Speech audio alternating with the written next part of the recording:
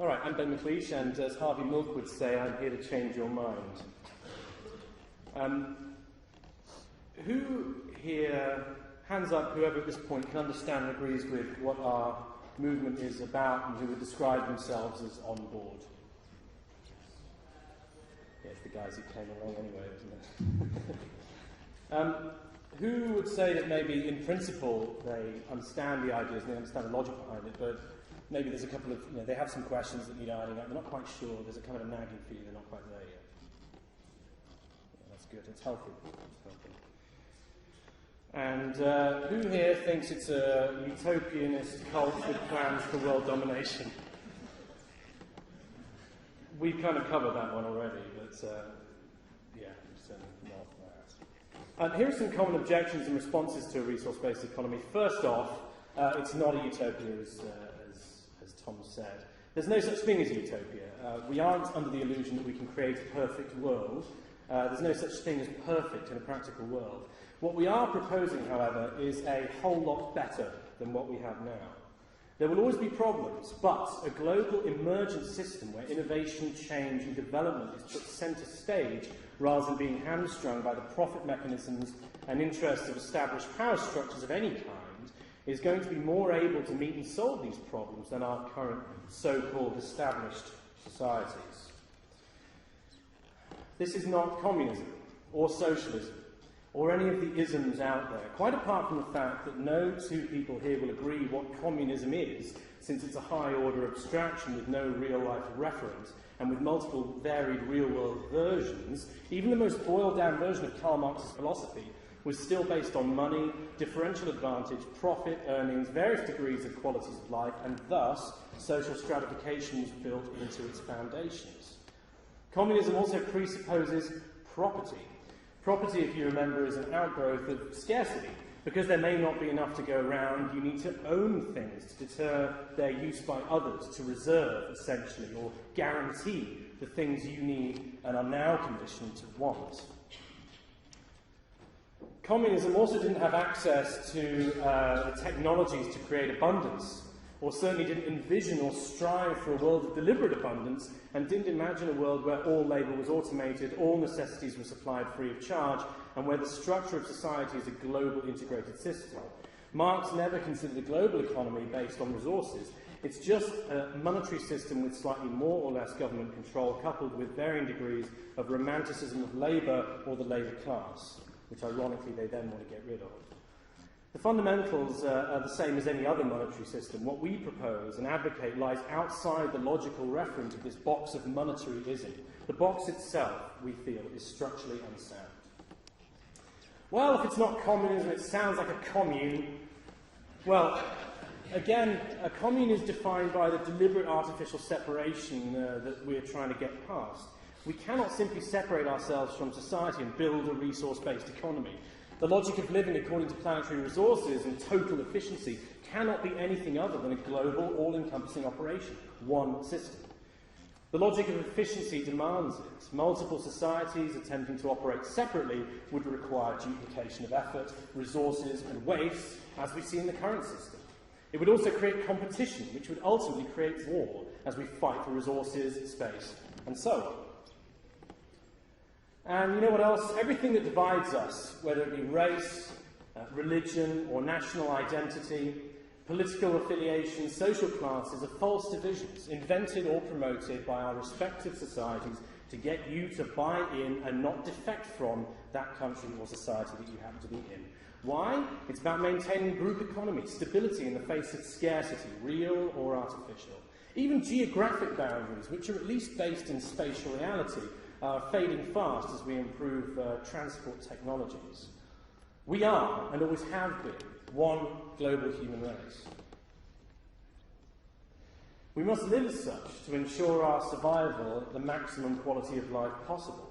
Climbing into a forest, shedding all the benefits of technology and its advances, and reviving esoteric English witchcraft religions isn't going to do anything except devolve us, and only temporarily, before necessity forces that separatist society back into long-term contact with other human civilizations. There really isn't anywhere left in the world for people to be able to do that anyway. Life on this planet tends towards complexity and sophistication. Communes are artificial, isolated, unsustainable, and achieve nothing but to stave off large-scale social interactions for brief periods, mostly due to protest or divisionary beliefs based on inherited notions.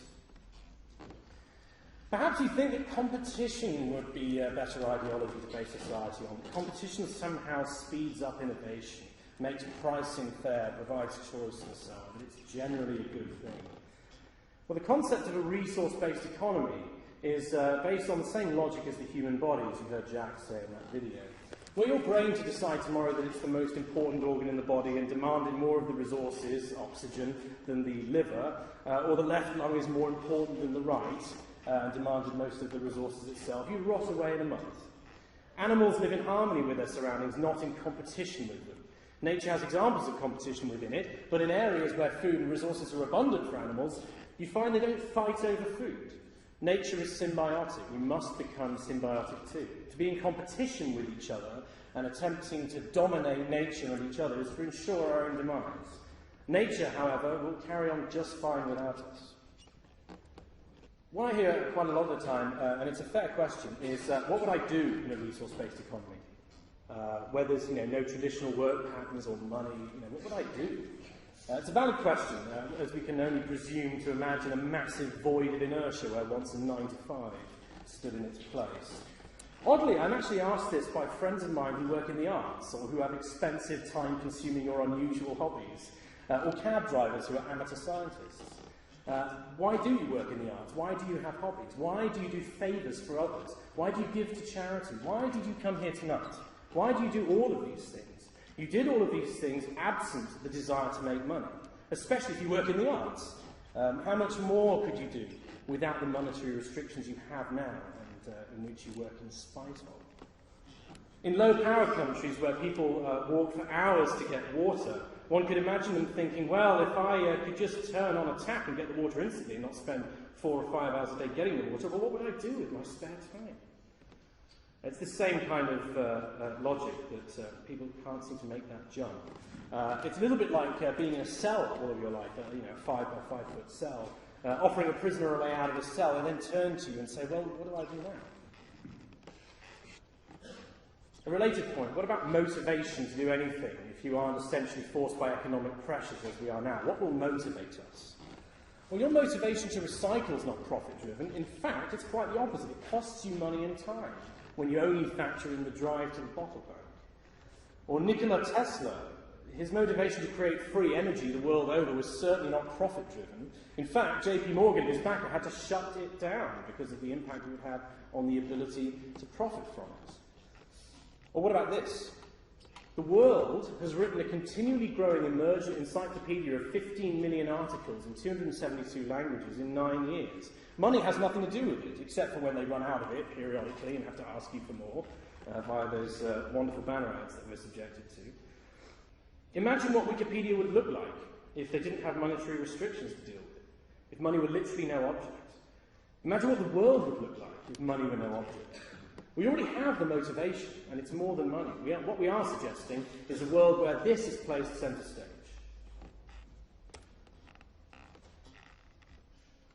Let's stick with the Wikipedia example. Who runs the societal infrastructure in the resource-based economy, and could they take it over? Two big ones I get a lot, and they're valid questions as well, because people are worried about being dominated, although it's quite ironic that we live in this system now where we clearly are dominated, and we're kind of worried that we would be. I find that really bizarre, but it's okay, because it feels a little bit cynical to think that way all the time, even though it might be true. Well, at its core, a resource-based economy systems, very much like Wikipedia, would need very few people to service any parts of the system that are not already self-repairing. Essentially, systems maintenance. Are those people more powerful than those who live and thrive on the system without direct linking to those kind of interfaces? Could they take it over? Well, are the individuals who run Wikipedia powerful?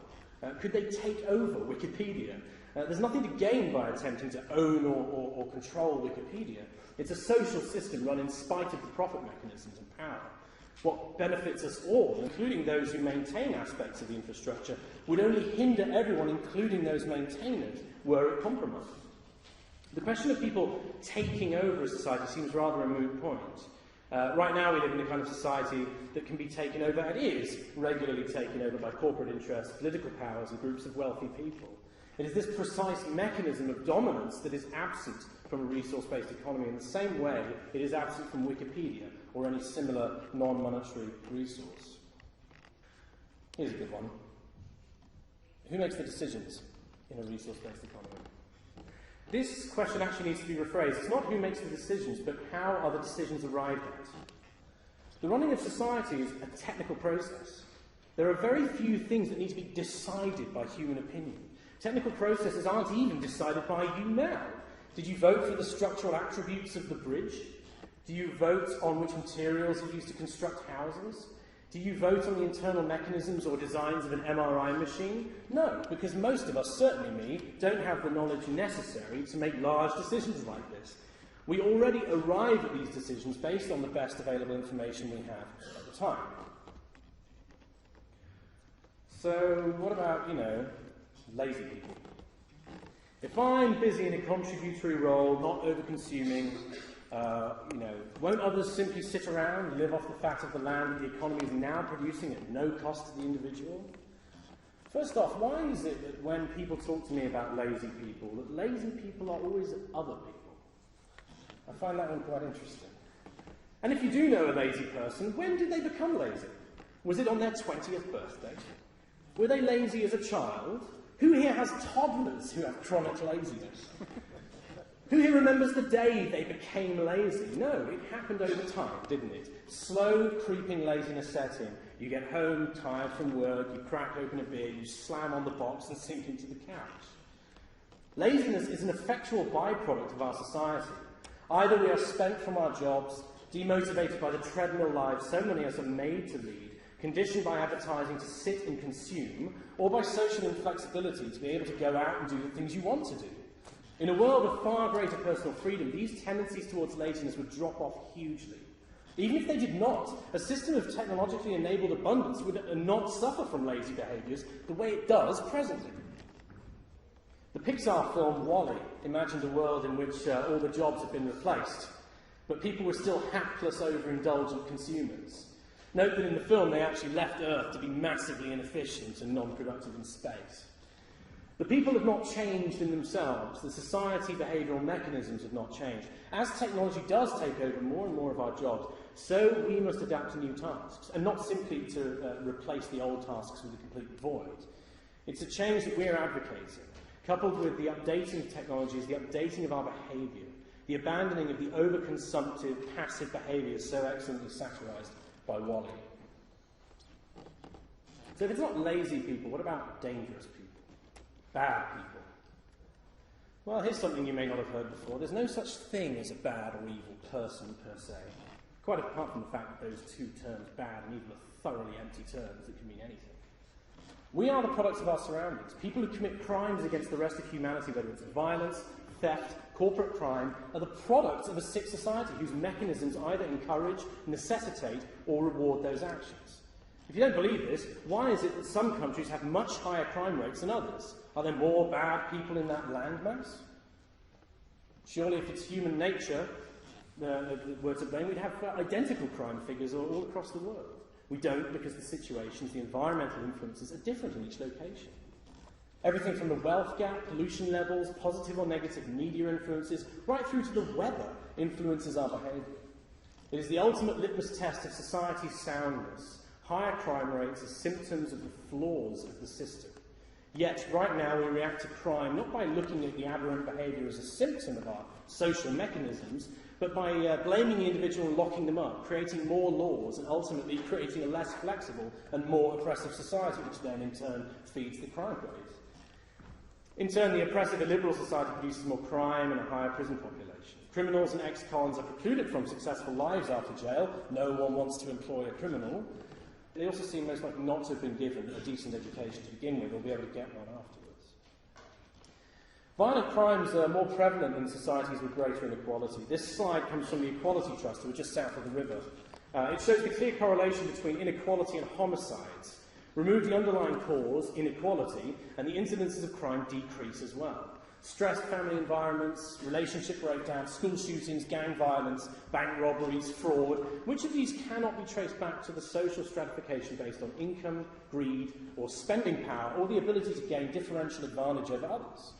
If you remove the mechanisms that essentially encourage aberrant behaviour and reward aberrant human interactions, the behaviours themselves will go away. As yet, we have not implemented a system which ever does this. Mental health issues, for the most part, stem from monetary issues as well. Mental illness can almost always be stemmed back to the environmental and economical societal inequality. This slide shows the correlation of mental illness with income inequality. It illustrates this point more than amply. Greater inequality facilitated by the narrow self-interest, the internal logic of the monetary system, and the differential advantage in competition directly negatively affects everyone in the population, including rich people. Based on 30 years of research by the Equality Trust, if the UK were more equal, we'd be better off as a population. For example, the evidence suggests that if we halved inequality, there would be half the murder rates, mental illness would reduce by 2/3, obesity would halve, imprisonment would reduce by 80%, teen births would reduce by 80%, levels of trust would increase by 85%. Imagine how little crime there would be if we put true equality into practice in this country. And were there a global equality and partnership, can you imagine how quickly war would disappear? So what about the law? Legal restrictions are present in our society to limit problems that we've not been able to solve through technological means. We have drink driving laws because our cars will crash if we're drunk behind the wheel. But if we build cars that can't crash into each other via GPS guidance systems and with pendulums built into the base that correct a swerving motion, drink driving laws become irrelevant. You can get really hammered and go out driving. It is technologically more than possible. We already fly things to the moon by remote control. But we don't do it because it is too expensive. A society structured around resources, equality and efficiency will mean the automatic redundancy of laws pertaining to finance, money, property, crime, and socially offensive behaviours. Having a lot of laws is not the sign of a well-adjusted society. It is a demonstration of the flaws that society has. Laws attempt to patch up the inabilities to function correctly within that society. Perhaps, and you're not going to like this one, perhaps you think that we can solve our problems with politics. We're not a political movement. We will not stand for election. In both senses of that, right? Why is that? Michael Rupert said it best when he said that politics is economics by another means. Politics is simply another power outgrowth. To be elected, or even to run for election, requires a large amount of money to canvass support. Once you are beholden to large corporate donors, it is literally impossible to fulfill real change in a society, since the wishes of your backers need to be fulfilled first. Those wishes are always to produce favourable laws and fiscal policies that will benefit those very donors and corporations, the promise of which was their sole reason for backing your party in the first place. Why do politicians break promises? Is it because they're bad people? No, they aren't. Politicians are not here to change things. How could they be? They are raised, conditioned and promoted and admitted by the current established societal notions. They are not technical experts. How could they solve society's problems, which are technical? Most of them come from a legal background, which is semantic manipulation and nothing else. They aren't qualified to make changes. This man is an economist by trade. Given that he is absolutely indoctrinated into a monetary system, how is he going to bring about the change that he promises? The same is with every other politician. We cannot achieve lasting, real and meaningful change through politics. We need to move beyond politics. The simple fact is that politicians are not there to enact real change to the underlying root causes of society. Constrained by relatively short voting cycles and financial pressures, even the best, most worthy and honest leaders have to operate within the system. It's time to take the next step in our social evolution. It's time to evolve along the only path that is relevant, one rooted in the real world, one that is truly possible. We have outgrown the needs for the mechanisms to manage scarcity. We have outgrown scarcity itself. We have outgrown the need for war, poverty and profit at all cost. It's time to ditch the false divisionary notions based on belief, opinion, hearsay, surmise, and any and all inherited assumptions. Human beings are amazing. On this tiny, pale blue dot, we have come from the simplest of organic life, against all odds, to our present state of sophistication and consciousness. We have put to task our ingenuity and our creativity to produce astonishing results.